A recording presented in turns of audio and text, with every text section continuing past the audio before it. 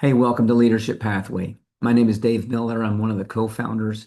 And way back in 2017, can you remember that far back, long before COVID? I think the dinosaurs might have been roaming the earth. We began Leadership Pathway, a group of us, to address what we thought was a staffing crisis for churches back then, which has only gotten worse over time, and particularly around Gen Z. How do you develop, how do you hang on to young leaders who are 20 to 25 years of age? Now, along the way, we started on an idea that we've stayed with over time, which is centered on coaching and soft skills. But over time, we continue to assess more and more, and we've rounded out what we would say are the seven ingredients for leadership development for this age group. The issue is some of us, when I just say the words leadership development, if you are the kind of person who loves books, who loves a great lecture, who loves reading deep theology, dead guys, and learning all of the time, when you think leadership development, what comes to mind? Potentially, what comes to mind is a classroom kind of setting with someone teaching. Or if you cut your teeth in a discipleship group in a college ministry or a young adult ministry with truth tellers around a fire pit and people discipling. When you think leadership development, perhaps for some of us, we think about that kind of environment. Maybe you think about a ropes course or a wilderness hike or something strenuous. Maybe you think of a basketball coach, kind of like I do in middle school and high school, who formed you into the person that you eventually became. We would say along the way, this concept, this construct, so to speak, of the ingredients of leadership development for this age group has kind of found us. And I would pitch to you that I think there's seven, just seven ingredients and seven things that we're always assessing for. Sort of like when you go to the cupboard to pull out all the ingredients to bake a cake, you got to get the things all on the counter. There's a recipe book that gives you some of the instructions, but it takes some art, doesn't it? It takes some art to know like how your oven might bake that cake faster than another oven, or what elevation you're living at that might affect some of those ingredients, or how far do you whip some of the eggs and the cream to make the thing that goes into the goes. A lot of that takes art, and it also takes the science of baking, but it takes ingredients that you got to start with. I'm going to pitch to you that we would say there are seven ingredients.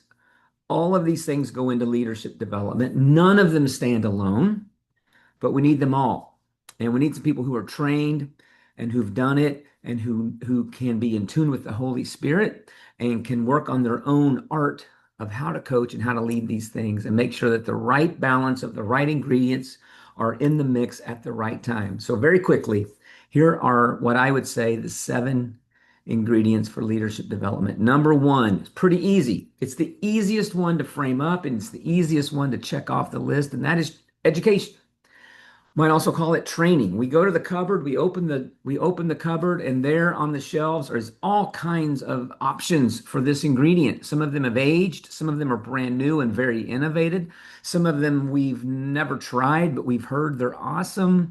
Some of it's so old it needs to be thrown out. It never worked to begin with, and we sort of used it years ago, and it's just sat there, right? Education. Churches for 2,000 years have done education very well. It starts with a sermon. If you think about it, starts with a sermon, normally 3 points. It all starts with the same letter. You fill in the blank. It's a lecture. It's education. It's the transfer of knowledge from one individual who knows how to teach to the rest of us who hopefully are going to learn. That's it. That's ingredient number one. We have to always be assessing. Are we learning? What are we learning? Both theologically and about people and tools of the trade and AI and how to do a great spreadsheet for your budget and what's going on in the brain of a third grader. We need leaders who are smarter than ever. Never forget that. The deal is, though, it's the most expensive and potentially the most derailing of any of the ingredients. You got to get it right. You got to get it right for Generation Z. Okay, education. The second one's pretty easy to come up with as well. There's a lot of this ingredient laying around, and we would say that's spiritual formation. Now, we can argue for days, and we do, some of us, about what's going on in the church in America. Are people being discipled? What is spiritual form? What do we mean? I'm just here to say, though, for a couple thousand years, we've educated and we've spiritually formed Christians. So churches are designed and put together to do that fairly well. Those first two ingredients. But that's not it, is it? It's not the sum total of what we need. It would be sort of like stopping with flour and eggs.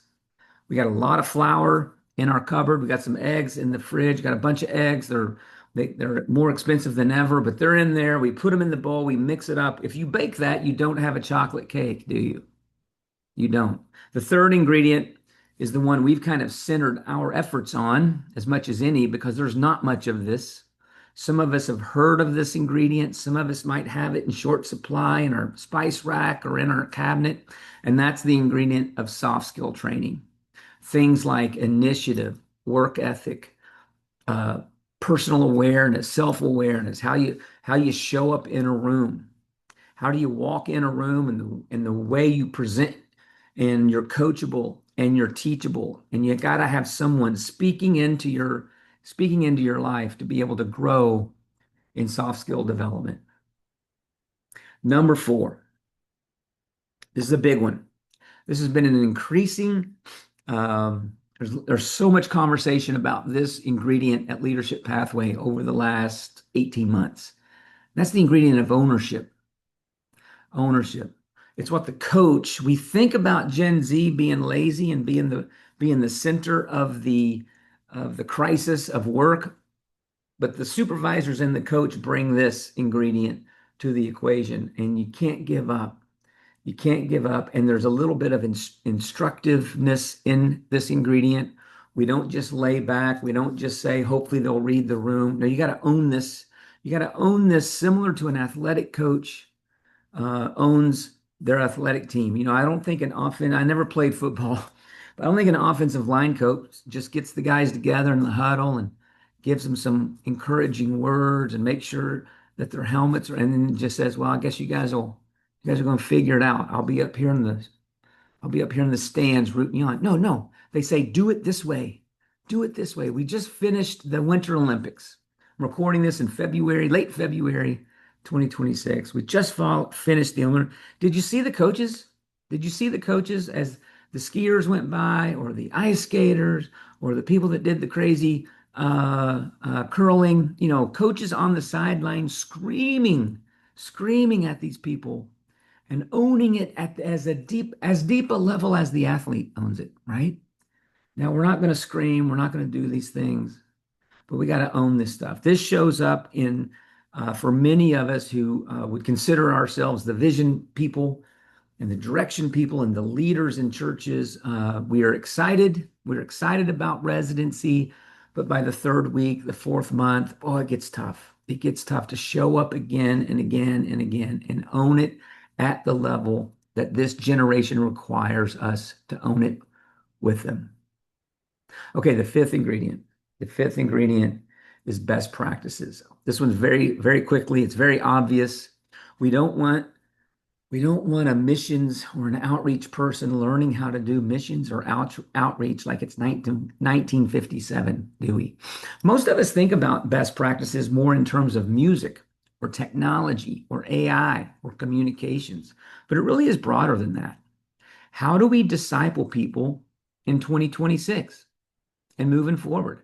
How do we do evangelism? How do we do outreach? How do we view the gospel in light of the true truths that have never changed for 2,000 years, and yet this crazy culture that we're living in? This is why in some organizations as small as, smaller churches, a pastor will feel really good about one area of their ministry, and another area of the ministry, they're not ready to take a resident there yet. They're just concerned about what this person may be learning, and we don't want to reproduce things that are not best practices.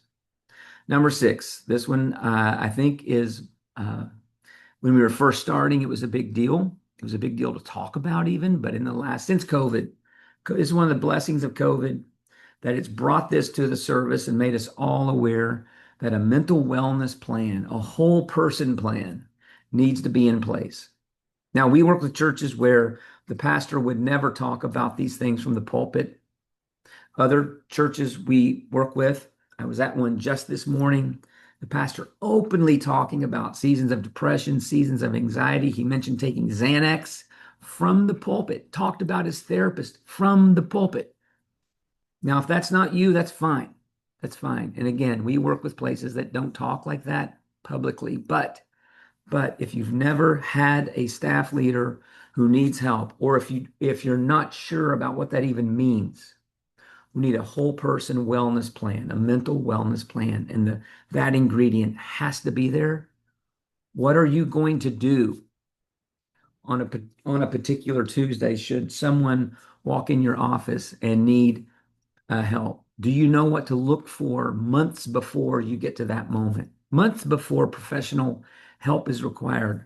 Are you in tune? Are you assessing? Are you making sure the wellness is happening with your resident? It's we used to say you might want to be ready for that, or every once in a while. And I just think over the last few years, what we've learned is every time we have to be in tune with these things. And the final ingredient, probably the most important one, maybe this is even not an ingredient, maybe this is the bowl that it all sets in to get baked, or the dish that bakes it when it goes into the oven. And that's developmental conversations. A lot of us were hired in ministry and in churches to get stuff done because we were good doers. And we hear things like, oh man, by month 3, she was crushing it, he was crushing it. And yet, there's a big difference between doing and developing and equipping. For Leadership Pathway, all of this stuff gets baked. It all gets baked in through developmental conversations. It all hangs on that, you could say. The entire architecture of how we view it. How do we deliver all of these ingredients? It's delivered through the supervisor or the coach sitting across the table or going on a walk with a Diet Coke, reflecting back to this young leader, what they're observing, what they've seen.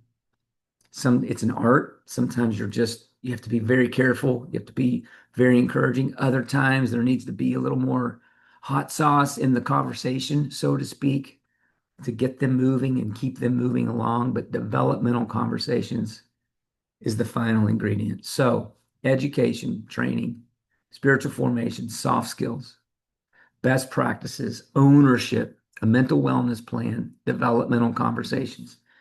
If you're like if you're like me and you're thinking, wow, that sounds like a lot, doesn't it? What are you talking about? If you're like me and you're like, I have tried these things, I have failed. We've had young leaders. We can't keep young leaders. I don't understand when they say mentoring. What do they even mean? Please click below, hop in my calendar. Let's talk about it. Let's start the conversation that leads you to the place that you can be the kind of place where a young leader can show up in an organization that wants more for them than from them at the beginning. And all of these ingredients can be present when the time comes and in the right amount. I'm rooting for you. Thanks.